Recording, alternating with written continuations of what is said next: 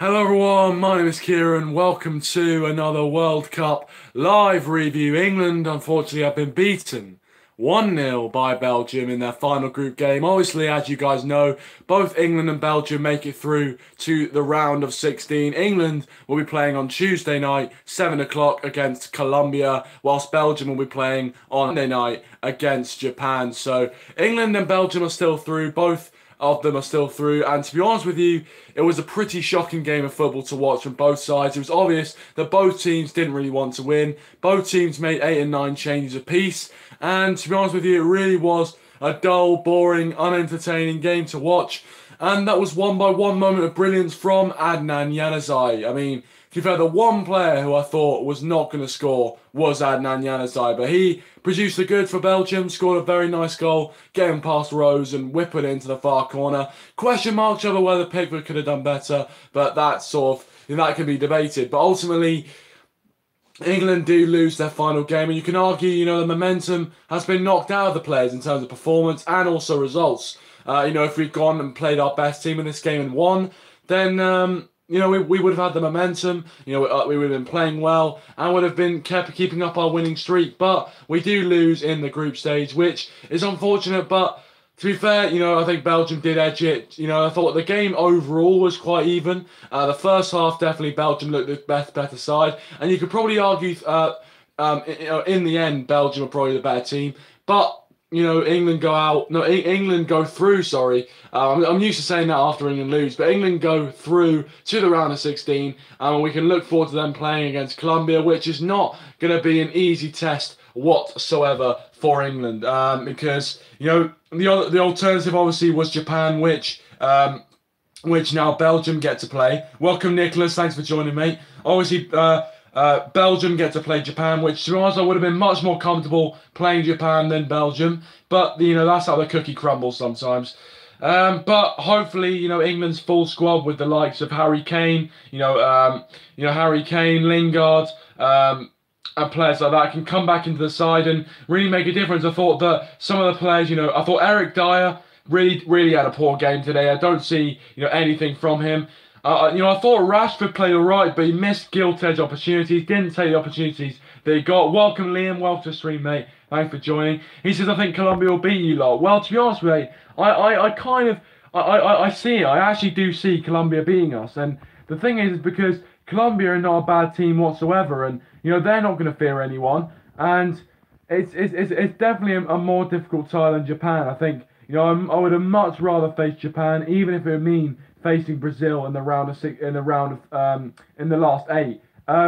But obviously the plus side is if we do manage to get past Colombia and then we do get to play, an easier team for the quarters and semis, we could possibly see England getting through to the final. But to be honest with you, I just want to win a knockout game. We haven't actually won a knockout game, for 12 years. And the fact that people are plotting their routes to the final and things like that, it's just stupid. It really is stupid. There is no point in doing that. We need to actually get over the barrier of winning a knockout game first before we start thinking we've already won everything and starting to plot our potential route to the final. I just don't get it whatsoever. But obviously we are going to play Colombia now, and they're going to be a decent side. They really are going to be a decent side.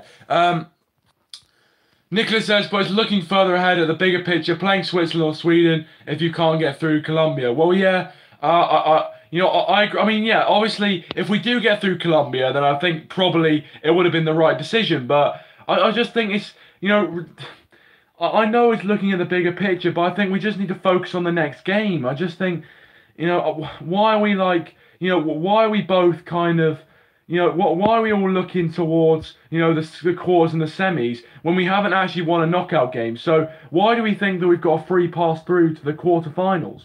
We don't. And we've seen this. We lost to Iceland in the Euros. We thought that was going to be an absolute dead cert, but it wasn't. So nothing in football is a dead cert. Nothing in football is easy. And, Colombia especially are going to be a very difficult team. They're going to be very, very good. And we're going to have to really... we're going to have to play really well if we're going to get past them. Welcome, Ricky. Thanks for joining, mate. He says, to be fair, both teams were at full strength.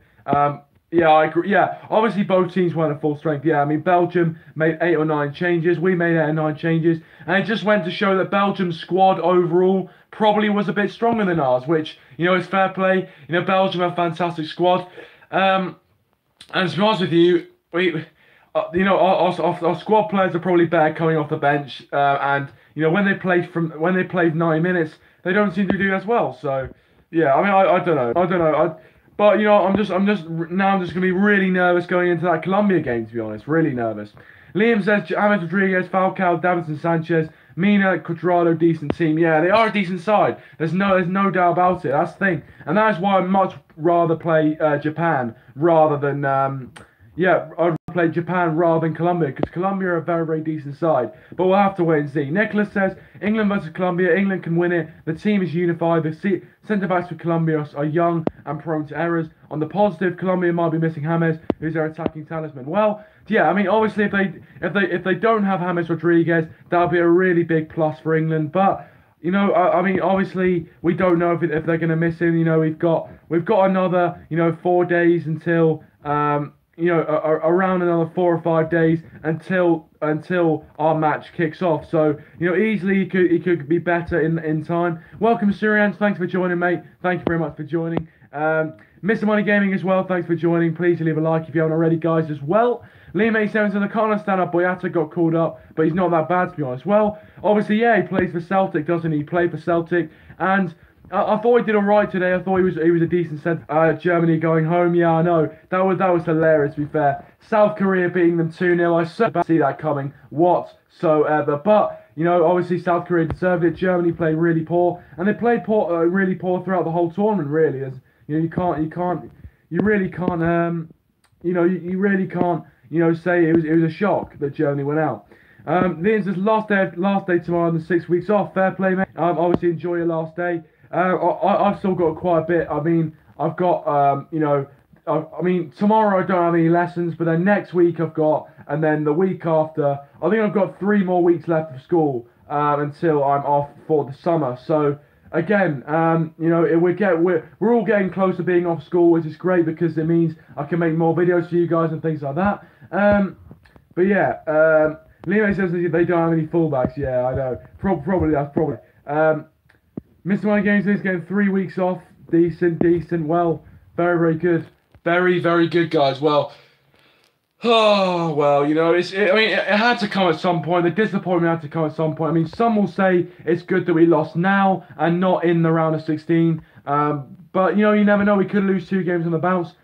Obviously, we have to take into account that the 2 wins we got were against, Tunisia and Panama, who were, to be honest with you, not great at all. And to be honest, the Tunisia game was very, very lucky that we did get the result in the end. And if we hadn't got that result, then we would have been on 4 points, and I don't think we would have got through. Well, no, we would have just about got through. As you know, I don't think we would have got through. Right? No, we would have. On goal difference, we would have. But still. Nicholas has thoughts on Fellaini about to sign a new contract. Well, yeah, obviously that is a story, and I was going to do a stream about that tonight, obviously, but England were playing, so I thought it was a bit more important. But obviously, Fellaini possibly signing or potentially signing a new contract for Manchester United.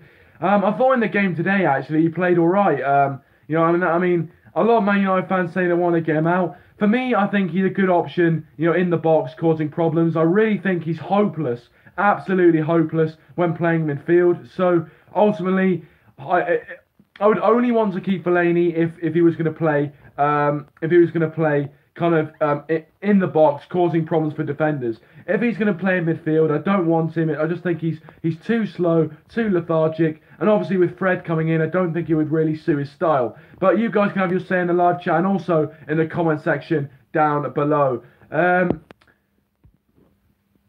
Stuart Armstrong to Southampton, apparently, yeah, fair play. Obviously, I don't know too much about Stuart Armstrong, but Southampton do look like they have. They also got that centre-back as well from, was it Morocco? I think they got that centre-back from Morocco or somewhere. So No, I think the Polish centre back actually, the one that scored today, that Southampton also signed. So they're doing a few things in the transfer market during the World Cup. And some other game says the Man United defender that scored for Argentina, oh, he's good. Yeah, Marcus Rojo obviously saving Argentina's blushes and taking them through to the next round where they will play France, obviously. And yeah, Marcus Rojo, I was really happy to see him score. Man United player as well, doing bits in the World Cup. I was really happy to see that. But guys, I'm probably going to end it here. That's pretty much my overall review of the England game. Leave your thoughts in the comment section down below, and also leave leave a like if you haven't already as well. How far can England go? Do you think England can beat Colombia? Leave your thoughts in the comment section down below. Subscribe to the channel if you're new, and thanks guys for watching who have been already, and I'll see you guys in a bit. Cheers.